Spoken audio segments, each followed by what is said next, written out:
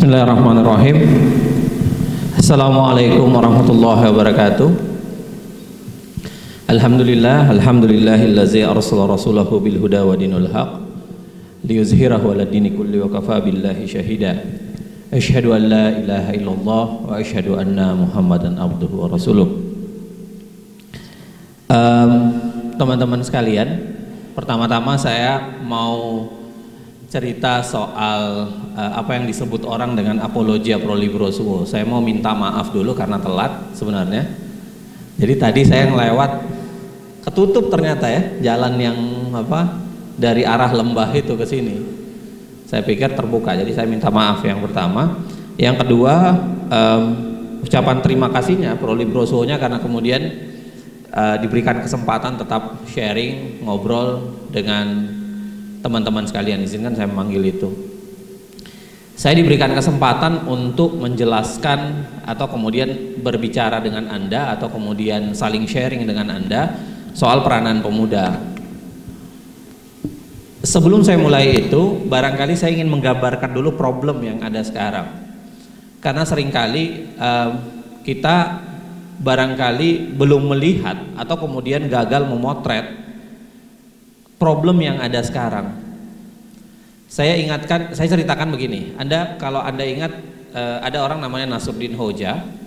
Tahu enggak Nasruddin Hoja? Nasruddin Hoja itu kira-kira kayak ustadz, sekaligus mistikus, sekaligus punya kapasitas agak mirip-mirip Abu Nawas lah, kira-kira begitu. Itu kemudian suatu saat didatangi seseorang. Orang itu kemudian meminta obat sakit perut. Dia bilang, "Ustadz, tolong saya dikasih obat sakit perut." Nasruddin Hoja nanya, "Kenapa?" Tadi malam saya makan makanan basi dan perut saya sakit banget. Tolong saya dikasih obat sakit perut sekarang.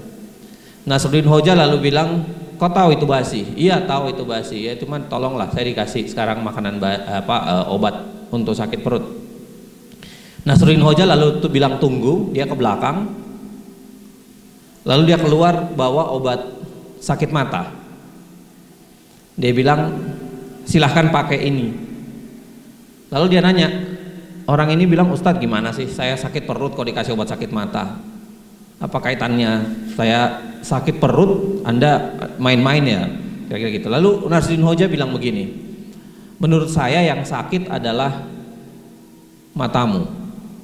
Karena kau tahu makanan basi, kau makan juga. Menurut saya sebenarnya yang sakit adalah mata, dalam artian mata dan pikiran ya. Karena kau tahu itu makanan basi, kenapa kau makan juga?"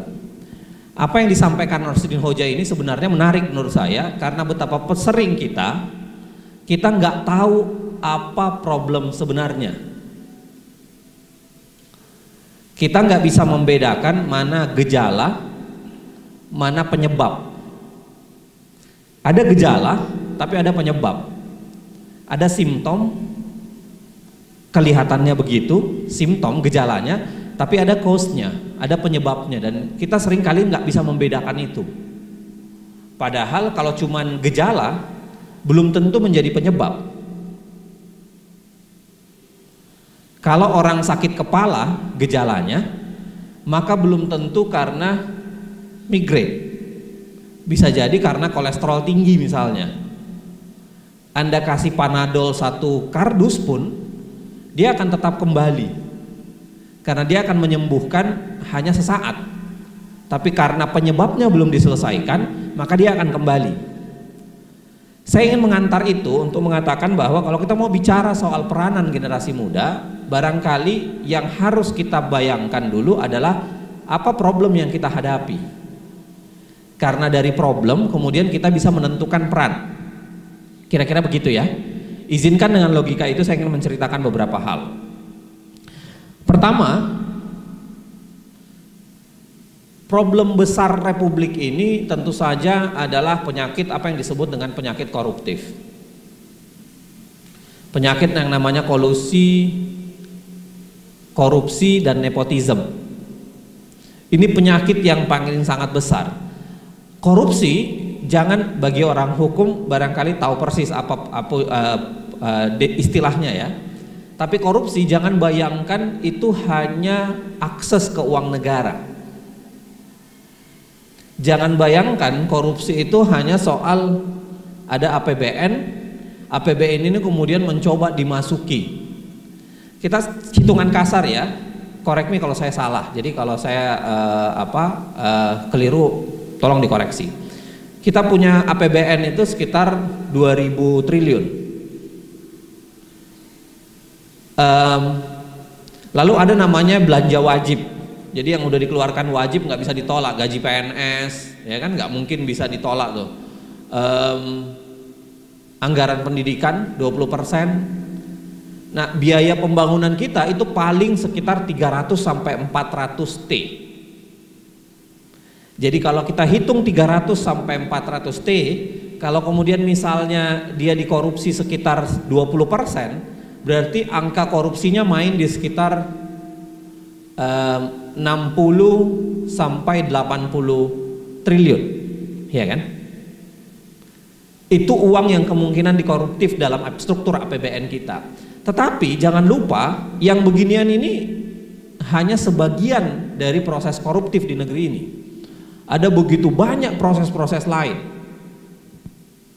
Apa misalnya? Satu, orang biasanya memakan di remah-remah, di proses yang kalau saya bilang remah-remah itu di pinggirannya. Orang biasanya memangkas di situ. Coba bayangkan ya. Kalau orang lifting minyak, naikin minyak dari perut bumi, itu kan jumlahnya lumayan. Bukan di sininya yang banyak dikorupsinya, tapi dikorupsinya itu di wilayah lainnya. Kayak apa? Sewa tankernya, distribusinya. Yang ini yang dimainin nih. Anda pasti masih ingat kasus Petral, di mana dia main di selisih harga jual dengan harga beli. Karena kita ambil minyak, kita dapat minyak dari bumi, kita lempar di luar, ya kan? Di situ sudah main spare untung. Habis itu dia tarik masuk lagi ke dalam bentuk minyak yang sudah siap pakai.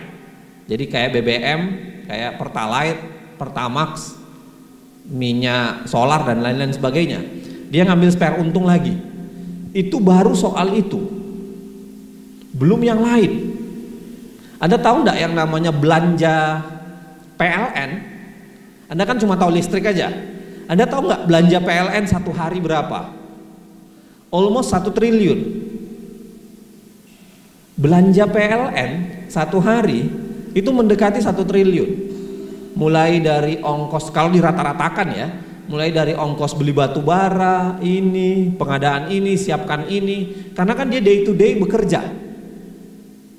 Dan inilah yang mencoba dirampas dan dimamah oleh para kekuatan koruptif. Lumayan loh 1 triliun itu, atau 900 miliar itu, main untung, spare untung 10% aja, misalnya pengadaan batu baranya, lumayan loh, 90 miliar per day. Paham nggak Anda? Jadi yang dimainin orang, yang namanya APBN itu hanya satu di antara sekian banyak permainan yang lain. Jadi satu di antara sekian banyak permainan yang lain. Itu baru korupsi di tingkat pengadaan. Belum korupsi di tingkat lain, korupsi kebijakan. Jangan salah loh, ada banyak sekali kebijakan negeri ini yang dibuat dengan sedari mula memang tujuan koruptif. Kalau Anda masih ingat misalnya yang lagi hangat sekarang kan IKTP. IKTP itu Anda bisa bayangkan, awalnya dijanjikan KTP dengan kualitas kartu kredit kan, karena di situ ada chipnya, lalu dari chipnya itu menyimpan data kita bisa pakai ngapain, itu ada chipnya. Tapi ternyata yang kita dapatkan kan kualitas, mohon maaf nih, kartu parkir UGM kan, yang nggak ada isinya sama sekali, yang cuma cetak. Kalau dicetak 5.000 kan, kan kira-kira gitu.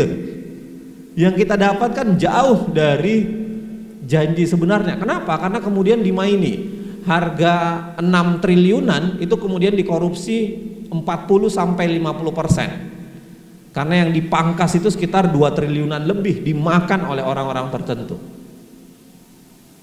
Itu baru iktp. Belum kebijakan-kebijakan lain, kebijakan kesehatan, kebijakan ini, kebijakan. Jadi apa yang ingin saya gambarkan, penyakit besar negeri ini pertama-tama adalah korupsi. Korupsi adalah sangat luar biasa, dan tanpa sadar dia menciptakan, dia menjadi dalam tanda kutip ya, semacam budaya. Kenapa saya sebut semacam budaya? Karena saya nggak percaya korupsi adalah budaya. Karena kalau korupsi adalah budaya, koruptor adalah budayawan, kira-kira gitu kan. Saya nggak terima logika itu tentu saja. Maksud saya adalah, saya melihat bahwa korupsi bukan budaya, tetapi ada sistem dalam budaya kita yang itu sangat mudah untuk dipakai menuju ke arah proses koruptif. Saya tidak mengatakan sistem itu koruptif, tapi sistem itu mudah untuk diterjemahkan menuju ke arah koruptif. Seperti pisau yang tentu saja bisa dipakai mengupas mangga, tapi pada saat yang sama dia bisa dipakai untuk membunuh orang. Nah, budaya ini itu kita sangat dekat dengan budaya yang mungkin dipergunakan untuk proses koruptif. Apa misalnya? Budaya saling beri memberi.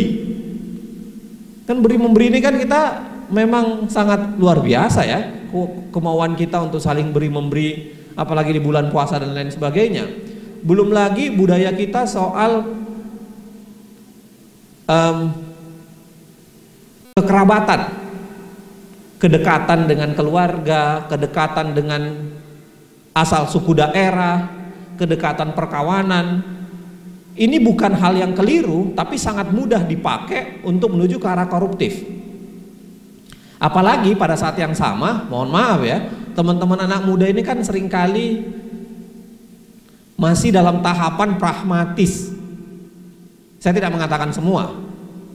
Saya tidak juga mengatakan yang tua tidak pragmatis, bukan begitu, karena yang tua juga banyak juga pragmatis. Tapi maksud saya adalah seringkali kita belum menaruh yang namanya idealisme itu di atas the highest rank of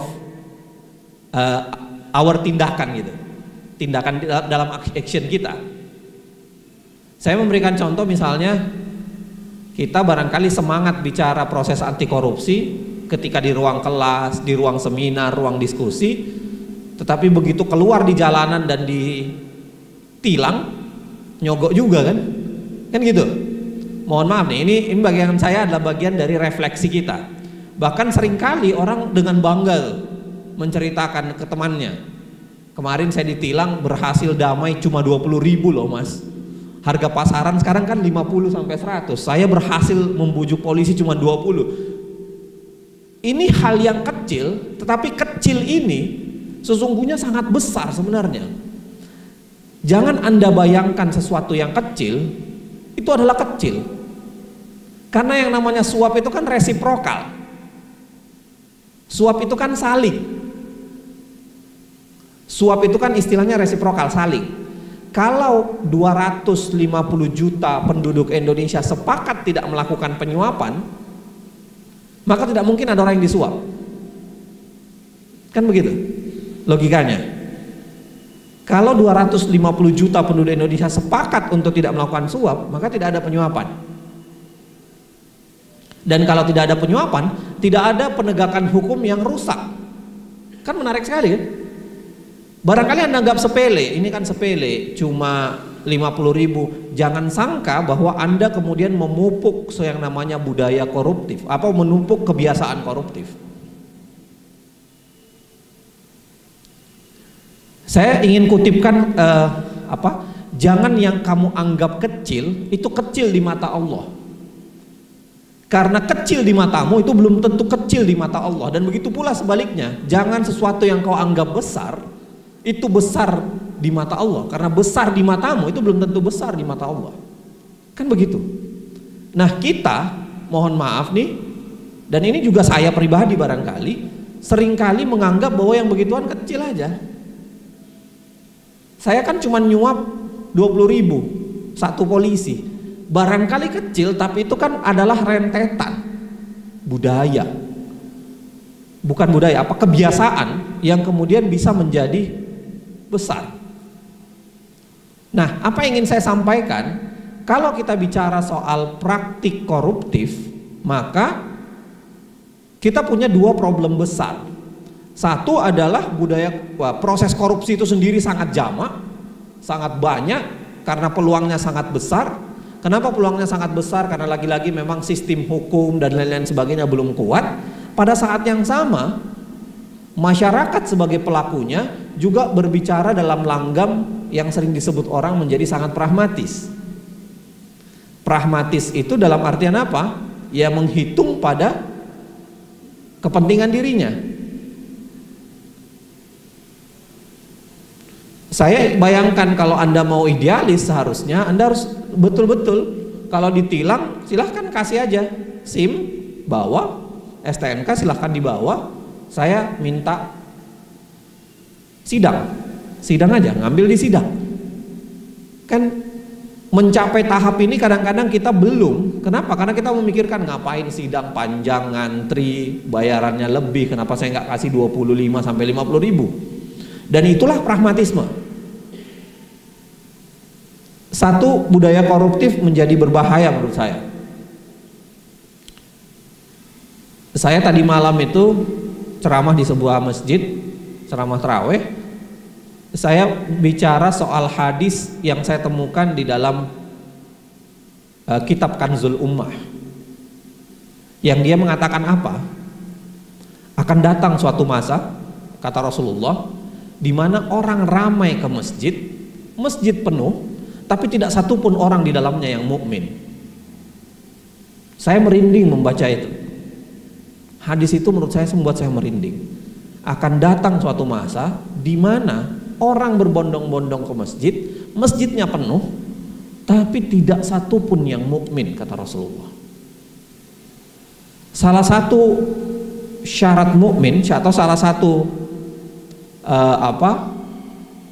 kriteria orang mukmin, kalau baca hadis, kalau baca tulisan Al-Ghazali, dia mengatakan apa? Man amana billahi wal yaumil akhir. Dia mengutip kata Rasulullah. Salah satunya adalah apa? Man amana billahi wal yaumil akhir. Siapa yang beriman pada Allah dan hari akhir, harusnya dia apa? Harusnya dia menghindari yang namanya proses-proses kesalahan seperti ini. Dia harus menghindari. Dan kita masih tidak berada pada level itu. Saya menggunakan kata kita, karena menurut saya kadang-kadang bisa jadi terjadi pada diri saya. Kita belum ada pada level itu. Kita masih berani melakukan kesalahan, mengulangi kesalahan, padahal tanda-tanda orang yang tidak diterima sholatnya karena dia tidak mukmin dan sholatnya bermasalah itu adalah orang yang masih mengulangi kesalahan-kesalahan. Padahal jelas Al-Quran mengatakan bahwa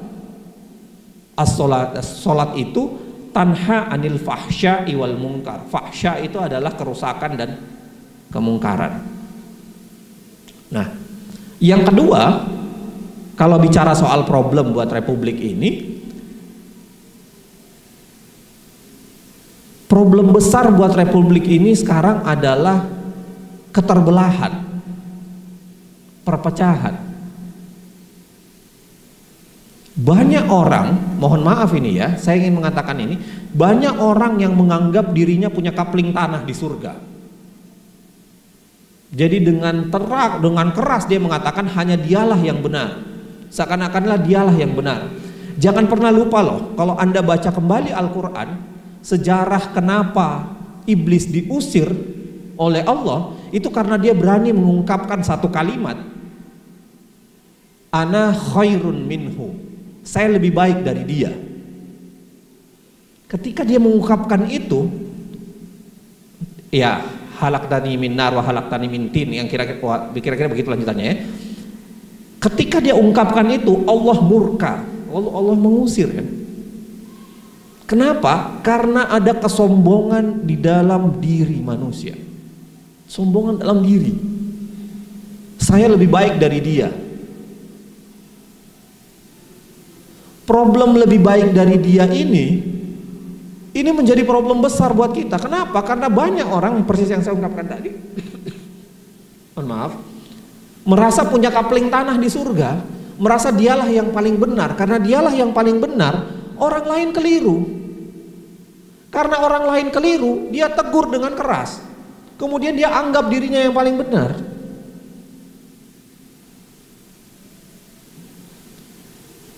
Ada masa yang seperti ini menurut saya adalah problem besar buat kita. Kenapa? Karena kemudian itulah yang menciptakan perpecahan. Belum lagi saya tambahkan digosok oleh tradisi media sosial yang isinya, mohon maaf ya, media sosial ini isinya gak jelas batasannya mana yang benar dan mana yang salah. Tahu nggak sekarang, teman-teman pasti gaul lah, saya nggak usah ceritain di sini. Tapi yang namanya tradisi maya sekarang, Instagram, ya kan, Twitter, lalu kemudian Facebook, itu kan sudah menciptakan gaya baru. Kalau Anda baca, siapa yang anak mahasiswa filsafat atau sosiologi di sini pasti paham soal konsep yang disebut dengan ruang publik. Ruang publik itu adalah ruang di mana kita ngumpul bareng kan. Dan tanpa sadar ruang publik ini kan udah mulai bergeser. Dari yang nyata, yang biasanya kita ketemu, itu bergeser ke yang maya. Dan di dunia maya ini luar biasa kan. Ada orang di dunia maya ini yang sudah punya pengikut sampai 18 juta. Followernya itu 18 juta. Sekali dia nge-tweet itu dibaca lebih banyak orang dibanding ceramah di masjid ini barangkali. 18 juta loh. 18 juta dia nge-tweet sesuatu, menyampaikan sesuatu, diikuti orang. Itu kira-kira taruhlah orang yang buka sekitar setengah diantaranya, berarti sekitar 9 juta. Di mana orang bisa ceramah di suatu tempat didengarkan 9 juta? Makanya kan harga pasaran agak gila-gilaan kan. Anda barangkali, udah tahu nggak? Kalau follower sudah jutaan kayak seperti itu, nge-tweet sesuatu berdasarkan pesanan atau pamerin sesuatu di Instagram berdasarkan pesanan, itu harganya sudah 50-an juta loh. 50-an juta sekali itu. Punya follower 500-an ribu aja, udah 2 juta 3 jutaan tuh satu kali nge-tweet. Coba bayangkan, di tingkat pasaran yang gila-gilaan seperti ini, akhirnya apa? Banyak imam-imam palsu kan? Banyak imam-imam palsu yang kemudian berbagi kabar terserah, diviralkan secara cepat. Padahal itulah gejala-gejala keterpecahan dari situ. Apalagi mohon maaf, kita ini seringkali tangannya gatel kan. Begitu ngelihat sesuatu di WhatsApp grup, tidak afdol rasanya kalau tidak diposting, tidak di share. Seakan-akan hidup tidak sempurna kalau ini penting nih, langsung dia share. Nggak ada tabayun, nggak ada proses meng-cross check, langsung aja. Akhirnya menjadi viral, padahal isinya bisa jadi sebagian besar adalah kebohongan. Dan inilah yang menjadi penyebab apa? Cepat sekali perpecahan di kita. Cepat sekali. Beredar itu seperti api dalam sekam. Seperti api dalam jerami yang jerami, istilah Arab itu seperti api dalam jerami yang kering. Cepat sekali menyebarnya. Kenapa? Karena itu tadi. Pada satu sisi sudah banyak imam-imam palsu, ada banyak proses keterpecahan, ditambah lagi dengan proses kita lupa dengan proses tabayun, lupa dengan proses untuk melihat dengan baik, kita share saja. Nah, ini menjadi problem besar buat negeri ini. Apalagi problemnya banyak tentu saja ya. Izinkan saya membatasi di 2 wilayah itu. Kita punya problem koruptif, pada saat yang sama yang dekat dari problem koruptif itu adalah problem keterpecahan. Bahkan kadang-kadang keterpecahan ini diakibatkan apa? Karena gejala koruptif itu sendiri. Karena kemampuan orang yang koruptif itu bisa membiayai, bahkan bisa membeli yang namanya media sosial, bisa membeli orang-orang tertentu yang punya akun Twitter sampai ribuan, yang disebut dengan bot lah kira-kira gitu ya. Jadi robot yang kemudian kerjanya mencaci maki. Kalau Anda lihat kadang-kadang terafiliasi ke koruptor tertentu yang kemudian ingin membombardir. Apa yang ingin saya sampaikan sesungguhnya adalah mari kita sebagai generasi muda itu kemudian menjawab tantangan zaman dengan lebih pintar atau lebih kuat untuk memilih dan memilah apa problem kita sekarang. Saya tentu tidak bisa menggambarkan semua, tapi dua di antaranya yang paling mengkhawatirkan saya belakangan menurut saya adalah praktek koruptif dan proses keterpecahan. Maka kalau teman-teman generasi muda mau bekerja di situ, harusnya mau bertungkus lumus istilahnya atau mau serius. Apa yang bisa kita lakukan? Mari kita diskusikan. Yang pertama bayangan saya adalah generasi muda biasanya harus memperkuat yang namanya pengetahuan, kapasitas, dan kualitas. Mau tidak mau. Saya ngajar di Fakultas Hukum dan keluhan saya terbesar belakangan ke mahasiswa adalah mulai jarang baca. Sangat jarang membaca.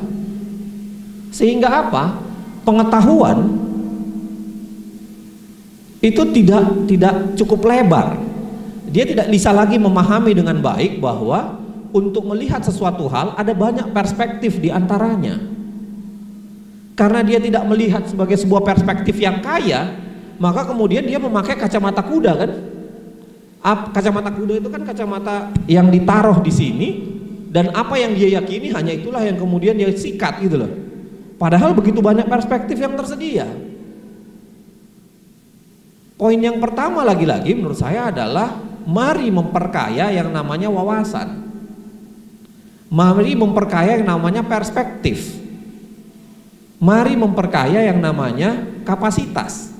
Karena dengan itu Anda bisa melihat realitas secara jauh lebih sempurna.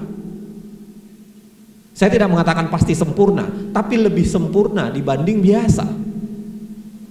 Karena Anda bisa melihat secara detail.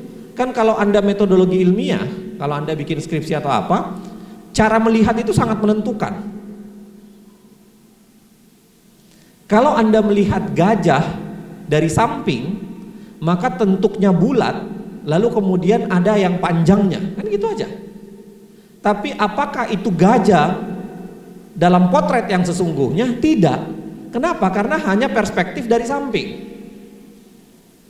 Maksud saya adalah, kalau mau Anda sempurna dalam melihat perspektif apa yang dimaksud gajah, maka Anda harus melengkapi samping, depan, samping kanan, atas, belakang kan? Dan untuk itu Anda harus memperkaya. Kita harus memperkaya yang namanya pengetahuan dan wawasan. Supaya apa? Perspektifnya menjadi jauh lebih sempurna.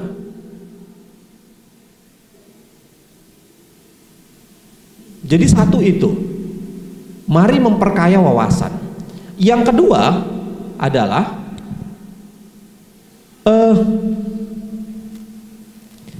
jangan ragu dengan proses.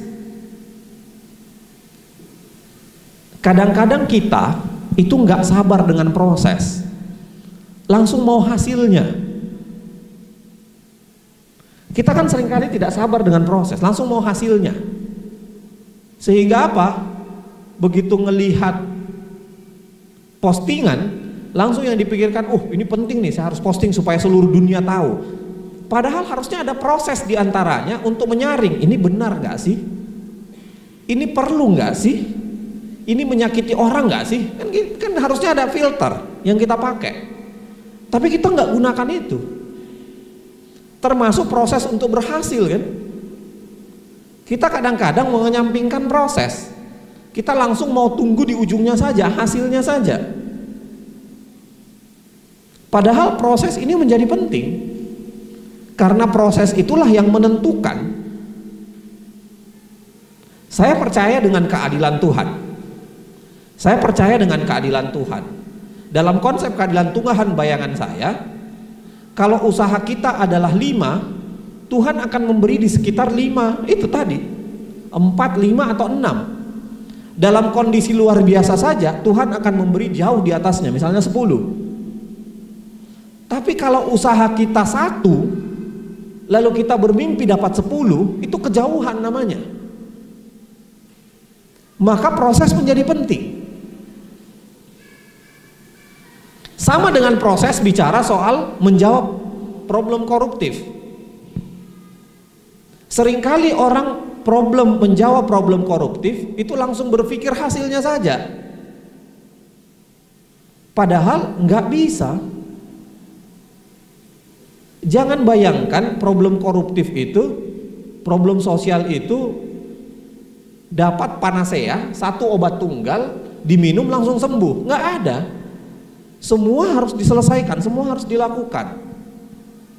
Misalnya korupsi kebijakan, kan harus kita perbaiki mulai dari kebijakannya, harus diperbaiki orangnya, harus diperbaiki siapa yang membuat itu.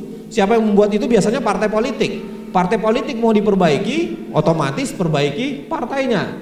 Mau perbaiki partainya, otomatis perbaiki undang-undang kepartaiannya, kan gitu. Panjang nih. Berpikir kausalitas. Kalau mau memperbaiki sesuatu, maka di belakangnya juga harus diperbaiki. Kalau mau diperbaiki di sini, di belakangnya lagi harus diperbaiki. Kan begitu akhirnya cara berpikir. Nah, sabar akan proses ini menjadi penting. Karena nggak bisa kita langsung menunggu di ujungnya saja untuk langsung dapat jawaban.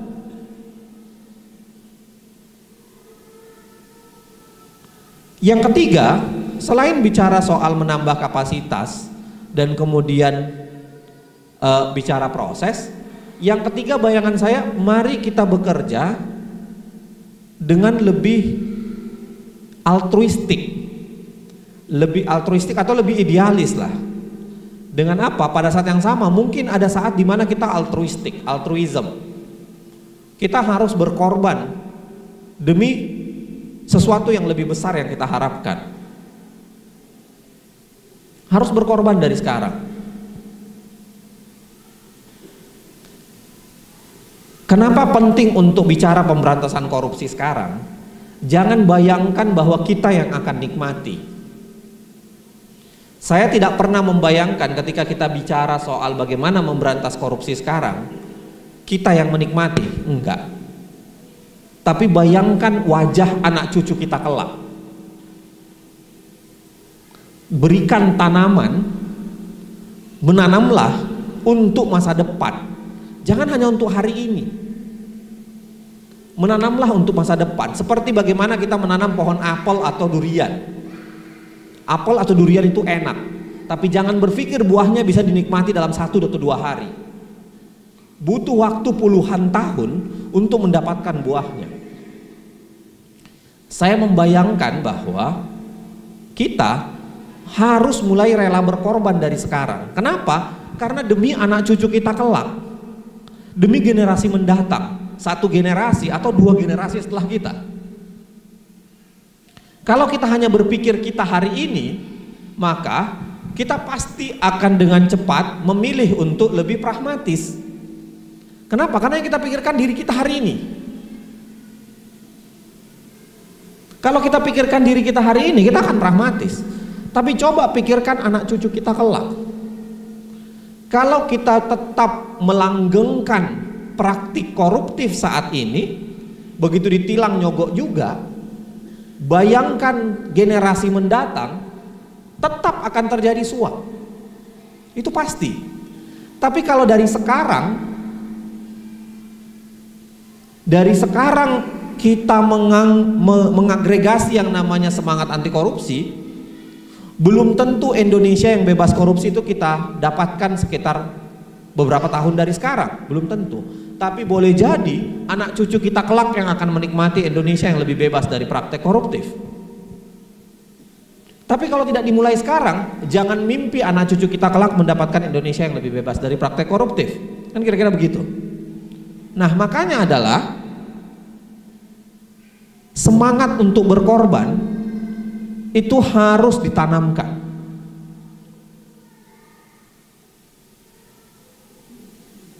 Semangat rela berkorban itu tentu saja adalah apa?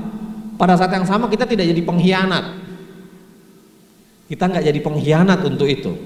Kita nggak menggerogoti itu. Persis yang saya bilang tadi. Keluar dari ruangan ini ditilang polisi, nyogok juga. Menjaga itu menjadi penting, menjaga ritme itu menjadi penting. Apalagi yang keempat adalah apa? Giroh, semangat.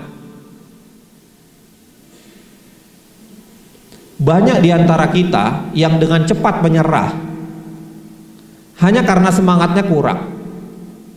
Dengan cepat dia akan mengatakan apa? Kalau dia bisa nyontek, kenapa saya tidak bisa?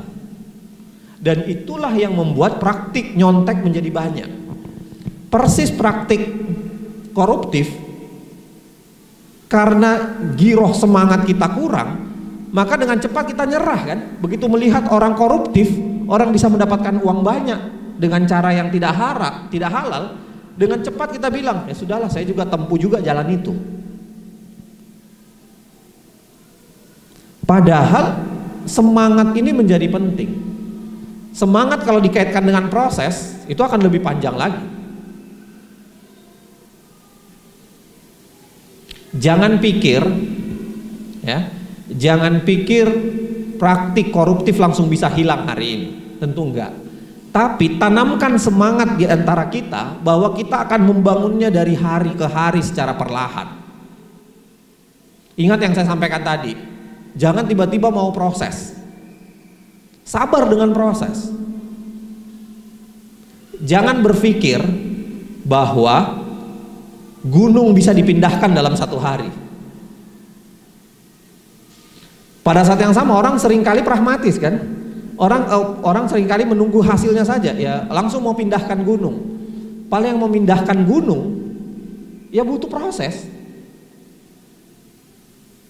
Sabar dengan hal-hal yang sepele. Ini sekaligus saya sambung, sabar dengan hal-hal yang sepele, sesuai dengan makom kita. Sesuai dengan makom kita. Makom kita adalah kedudukan kita. Kalau sebagai mahasiswa, ya kerjalah sebagai mahasiswa. Jangan berpikir tiba-tiba harus bisa memindahkan gunung oleh mahasiswa, enggak. Bermulailah dari hal-hal yang sederhana, lakukan secara berulang dan istiqomah. Itu akan menjadi sangat penting. Kalau ditilang jangan nyogok, kalau ujian jangan nyontek, kalau pacaran jangan menyimpang. Kan mulailah dari hal-hal yang sederhana gitu loh. Hal-hal yang sederhana, karena itulah yang kemudian bisa memupuk.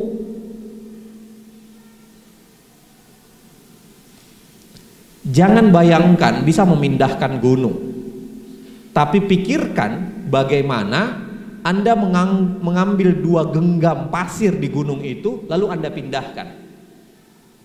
Kerjakan setiap hari, ajak sebanyak-banyaknya orang. Karena saya yakin kalau misalnya 250 juta rakyat Indonesia sepakat mengambil 2 genggam pasir lalu memindahkannya, maka gunung itu akan pindah. Iya nggak? Anda kebayang nggak? Kalau 250 juta kita sepakat untuk melakukan proses sesuai dengan kapasitas kita, yang punya tangan ambil dengan tangan, yang punya pacul ambil dengan pacul, yang punya barangkali mobil box kecil ambil dengan mobil box kecil. 250 juta orang sepakat memindahkan sebuah gunung, maka gunung itu bisa pindah. Apa yang saya sampaikan? Proses. Apa yang ingin saya sampaikan? Bersabar dalam proses itu. Apa yang ingin saya sampaikan? Lakukan sesuai dengan makom. Ya makom anak muda ya begitu. Saya tidak mengatakan anak muda itu langsung harus tiba-tiba tingkatannya harus maksum tanpa kesalahan, ya nggak mungkin ya. Ya sudahlah. Yang namanya anak muda itu kan masih di dalamnya naik turun, imannya kadang-kadang naik. Sudahlah, kita paham pasti. Tetapi yakinkan di diri bahwa apa? bahwa kita akan sabar dengan proses, melakukan sesuai dengan makom. Sedikit demi sedikit, sabar, bersabar dalam proses. Kalau ini kita lakukan, menurut saya, dua tantangan tadi, dua tantangan yang namanya korupsi, lalu kemudian tantangan keterbelahan, keterpecahan, itu barangkali bisa kita kikis sedikit demi sedikit. Dan kalau itu terjadi, menurut saya akan sangat luar biasa. Saya tutup dengan cerita lama Benazir Bhutto. Kata-kata lama Benazir Bhutto. Saya sering sampaikan ini. Benazir Bhutto bilang begini, saat yang paling indah dari sebuah kapal itu adalah ditambatkan di dermaga. Kapalnya sangat cantik, bermandikan cahaya, orang semua akan kagum dengan kapal. Tapi jangan pernah lupa, kapal tidak dibuat untuk ditambatkan di dermaga. Kapal dibuat untuk membelah lautan, menghajar samudra. Kita, Anda semua ini, saya lihat anak-anak muda yang gagah dan cantik luar biasa, bukan gagah karena itu, bukan gagah karena mahasiswa UGM, bukan gagah karena, bukan itu pokoknya.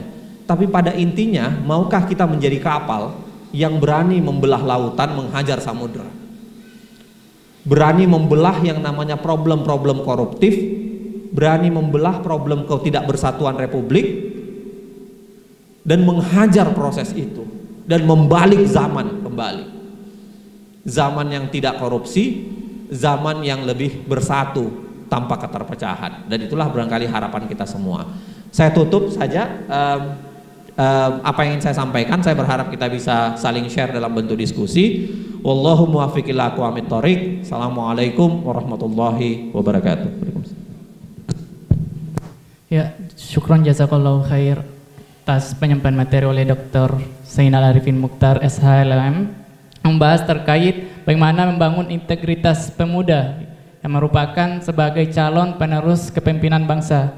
Nah, ada beberapa hal yang perlu kita garis bawah. Yang pertama, berbicara mengenai peran pemuda, terlebih dahulu kita mengetahui problematika bangsa yang dihadapi bangsa saat ini. Ada dua problematika yang mampu kita garis bawahi. Yang pertama mengenai masalah korupsi, yang mana terkadang muncul dari hal-hal yang kecil dan sepele, dan yang kedua ialah keterbelahan maupun perpecahan, yang mana gejala-gejala perpecahan bersumber dari media sosial yang isinya sebagian besar kebohongan.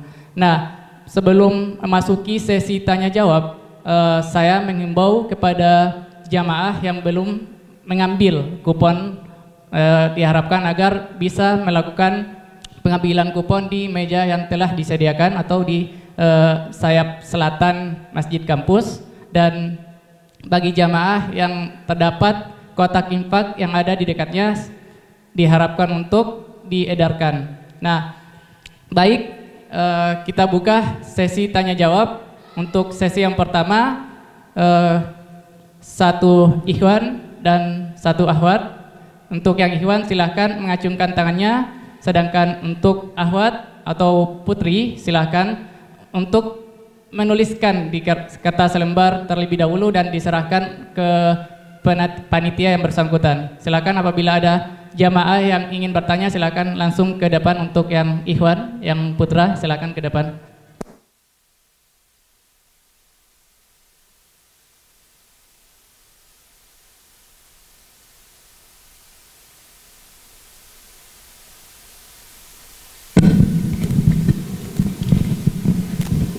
Ya, Assalamualaikum warahmatullahi wabarakatuh. Selamat sore Mas Uceng. Senang bertemu dengan Mas Uceng kembali. Sebenarnya ada sedikit kerisihan gitu dari yang disampaikan. Tadi kan Mas Uceng bilang di awal bahwasanya kita sulit membedakan antara gejala dan problem gitu, Mas Uceng. Nah, terus juga Mas Uceng di akhir juga tadi mengatakan bahwasanya di ilmu pengetahuan ini tentu juga banyak perspektif. Terus saya mengaitkan dengan apa yang saya baca, yang intinya gini Mas Uceng, bahwasanya apabila kita salah mengidentifikasi masalah, maka yang akhir-akhir pun juga kesimpulan pun juga akan masalah juga gitu. Nah, bagaimana pertama itu mungkinkah terjadi apabila dari perspektif macam-macam disiplin itu mengidentifikasi gejala dan penyebab itu berbeda-beda gitu Mas Uceng, sehingga menimbulkan kesimpulan juga berbeda-beda. Menurut si antropologi gejala seperti ini, menurut sosiologi gejala seperti ini, menurut filsafat gejala seperti ini, sehingga kan kesimpulan mereka juga berbeda gitu Mas Uceng. Nah, apabila seandainya itu bertemu gitu dan peran pemuda ketika itu dan apabila itu terjadi, bagaimana peran pemuda menemukan titik temu integritas pemuda gitu dalam Indonesia ke depannya gitu Mas Uceng, dalam menjawab dua permasalahan tadi. Pertama praktik korupsi, yang kedua adalah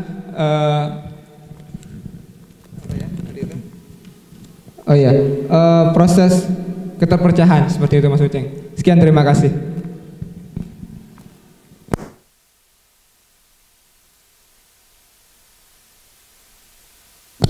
Saya langsung aja ya. Kalau memang benar bahwa yang namanya ilmu itu kan menciptakan perspektif banyak sekali. Makanya memang sekarang yang lagi kita godok dan kita dorong tentu saja adalah pendekatan multidisipliner. Jadi mendekati sesuatu itu jangan mendekati dari apa yang kita yakini saja, tapi coba cari tahu dengan disiplin yang lain, konsep yang lain, dengan pendekatan yang lain. Karena itu kemudian akan membentuk yang namanya kesimpulan yang pas. Saya memberikan contoh misalnya begini, problem tilang. Problem tilang nih ya. Problem tilang itu kenapa sulit memberantas tilang? Karena orang yang kena tilang itu biasanya mendapatkan lebih mudah, mendapatkan kemudahan ketika dia nyogok dibanding ketika dia harus sidang. Kalau nyogok kan paling 50.000, sedangkan kalau sidang sudah ditahan, ya kan? Habis itu harus jadwal sidang, jadwalnya panjang. Kalau ada yang pernah sidang di pengadilan itu kadang-kadang panjang, membosankan. Lagi pula harganya biasa di atas itu. Pendekatan multidisipliner harus bisa kena di sini. Nggak mungkin pendekatan kita pendekatan hukum semata.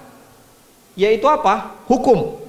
Kan nggak mungkin, karena kalau pendekatan hukum semata kita akan bilang nggak ada masalah, pokoknya siapa yang menyuap dihukum, kan gitu. Pendekatan itu pasti harus lebih dari itu, pendekatan psikologis harus masuk. Untuk menawarkan apa? Kayaknya harus orang yang kena tilang itu harus ditawarkan proses yang lebih mudah dibanding kalau dia pergi ke pengadilan misalnya. Lebih mudah ke proses penyelesaiannya dibanding kalau dia nyogok misalnya.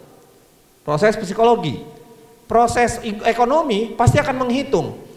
Kalau dia ditilang 50.000, sedangkan kalau bayar di pengadilan sudah susah 75.000 atau 90.000, berarti apa? Harusnya harga tilang diturunkan. Kan begitu? Pendekatan IT, teknologi itu mengatakan ribet, jangan sampai ada uang cash. Makanya pakailah bayar berbayar yang secara online. Makanya transfer perbankan itu bisa.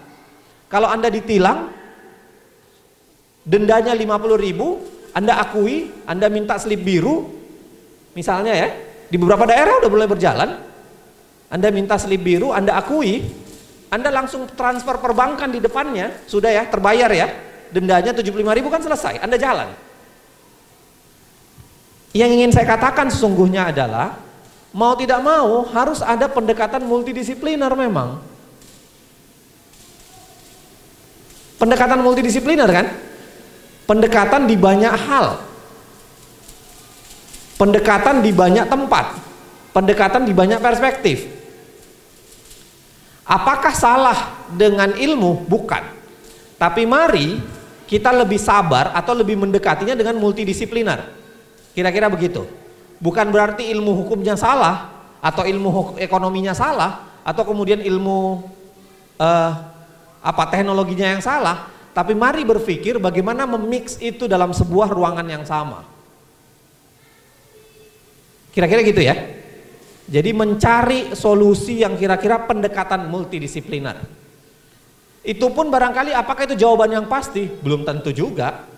Tetapi paling tidak kita memberikan jawaban, lalu kemudian kita berani untuk mengoreksi kalau jawaban kita keliru. Itulah yang disebut dengan trial and error. Ya siap-siap saja. Jangan kemudian kita merasa jalan kita sudah benar, lalu kemudian nggak mau dikoreksi. Pokoknya ini yang paling benar, dalam tanda kutip zalikal kitabu la raiba fiha, kan nggak bisa begitu kan? Kita harus berani untuk mendapatkan koreksi. Oh ini koreksi. Dan karena koreksi kita tawarkan ke depan, coba kita diskusikan untuk memperbaiki tawaran yang kita dapatkan. Ilmu itu kan sebenarnya berdiri di pondasi seperti ini. Makanya research kan namanya. Namanya riset itu kan research. Meriset ulang. Apa artinya apa? Keberanian kita untuk melihat kebenaran itu secara lebih realitas itu secara lebih continue, bahwa dia hari ini benar mekanismenya, tapi barangkali kalau berseiring hari akan ada kesadaran baru dan kita berani untuk mengoreksi dan mengulanginya. Kira-kira gitu ya, paham nggak yang saya ingin sampaikan? Makasih. Ya, masih ada waktu untuk satu orang penanya. Jika terdapat jamaah yang ingin bertanya, silakan mengajukan tangannya untuk yang putra. Dan yang putri silakan untuk menuliskan di kertas selembar terlebih dahulu dan menyerahkan ke panitia yang bersangkutan.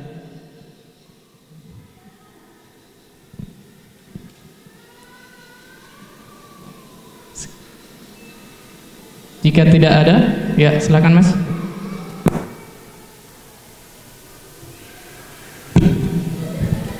Bismillahirrahmanirrahim. Terima kasih kepada panitia yang memberikan kesempatan.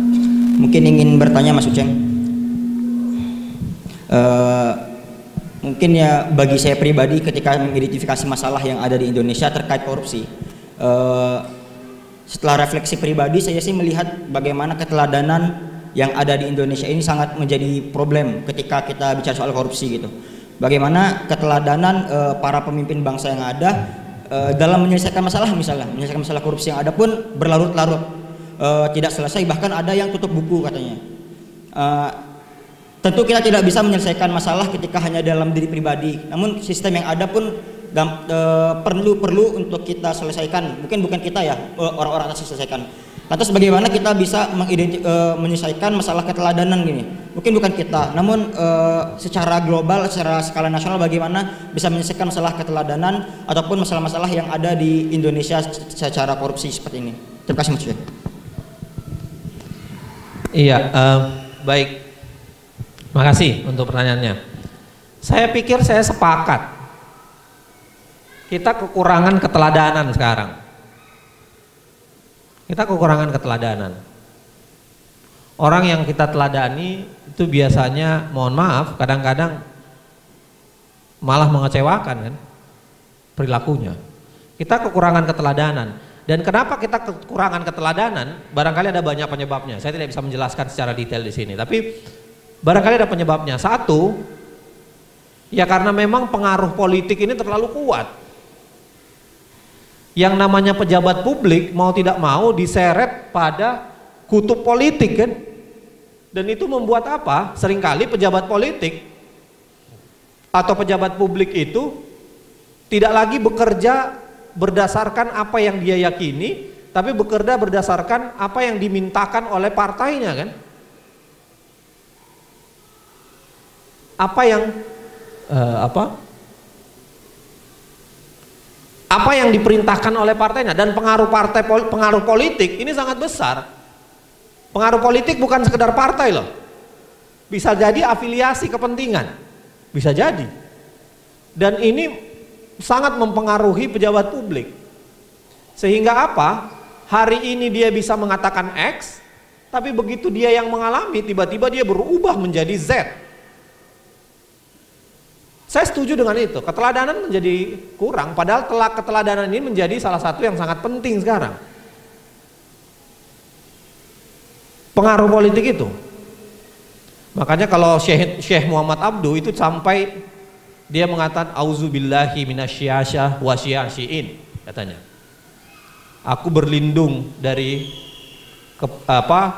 kepada Allah dari godaan siasah politik dan syiasiin, politikus. Karena memang saking kuatnya kepentingan politik itu masuk ke orang dan orang kemudian kehilangan. Di lain sisi seringkali juga ada orang yang istiqomah, konsisten, tapi kemudian dibombardir dengan isu hoaks kan? Isu hoaks yang kadang-kadang menurut saya agak memuakkan. Orang seistiqomah seperti Buya Syafi'i Ma'arif pun itu dihajar dengan berbagai hoaks gitu loh. Sehingga seakan-akan dianggap anak-anak muda banyak, bahkan anak muda yang memaki. Kalau saya lihat itu, ya Allah, saya astagfirullah dalam diri itu. Orang sekaliber Buya Syafi'i itu kemudian anak muda itu maki-maki sampai habis-habisan. Hanya karena apa? Barangkali karena dia membela Ahok. Itu pun membela hanya dalam satu kata kan. Dia mengatakan belum tentu Ahok bersalah, kan itu aja misalnya. Tapi kemudian beda pendapat itu dihilangkan, lalu kemudian lahirlah hoaks yang mengatakan bahwa dia sudah dibeli, dia sudah ini, lalu kemudian dibunuh ketokohannya. Padahal yang namanya Buya Syafi'i, demi Allah ya, saya merasa itu makomnya sangat luar biasa gitu.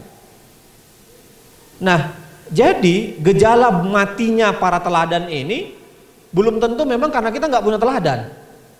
Satu sisi memang kita kekurangan karena ada geliat politik, tarik ulur kepentingan politik, lalu kemudian catatan. Tapi di lain sisi, kadang-kadang juga dibunuh dengan sengaja kan?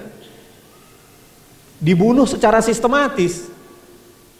Dan bahayanya kalau kita kekurangan teladan, kita nggak tahu kepada siapa kita mau bercermin. Kalau teladan tentu teladan yang sempurna Rasulullah ya, sudah selesai, itu tidak ada perdebatan sama sekali. Tapi beliau kan tidak langsung bisa kita jumpai. Kanjeng Nabi kan tidak pernah bisa kita langsung jumpai. Karena kita terpisah zaman yang cukup banyak. Mau tidak mau, kita butuh perantaranya. Kita butuh orang-orang yang juga menampilkan kapasitas, menampilkan wajah yang cukup baik supaya bisa menjadi panutan. Pada saat yang sama, ini dibunuh secara sistematis ataukah kemudian dibunuh dengan kepentingan politik. Nah, bagaimana menciptakan itu? Saya tidak tahu. Kalau jawaban Anda, pertanyaan Anda adalah bagaimana menciptakan ketokohan politik. Rasanya barangkali ini adalah proses bersama. Kita jaga seseorang dari kemungkinan salah. Pada saat yang sama orang tersebut juga harus mengasah diri. Kan begitu bayangan saya. Proses terciptanya orang baik dalam benak saya adalah lingkungan menjaganya, pada saat yang sama dia juga harus mengasah kapasitas pribadi. Makanya jangan berteman dengan orang yang nggak benar memang. Kan gitu kan? Makanya kalau Imam Al-Ghazali itu kan dia definisikan secara sederhana. Apa sih musuh? Musuh itu adalah musuhmu sama temannya musuhmu. Dan apa itu teman? Teman itu adalah temanmu, temannya temanmu, dan musuhnya musuhmu. Kan begitu kan? Secara sederhana didefinisikan oleh Al-Ghazali. Artinya apa? Memang harus kita bisa pilah secara pas untuk melihat bahwa kita bisa mengembangkan diri, pada saat yang sama kita bisa dibantu oleh lingkungan yang kuat untuk mengembangkan diri itu. Mustahil kita bisa kerja sendiri. Mustahil. Makanya lingkungan berjamaah itu penting kan? Lingkungan kolektif itu penting. Lingkungan kolegial itu penting.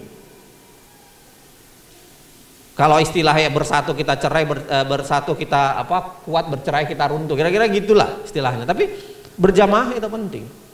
Karena dalam sistem berjamaah itulah jalan yang namanya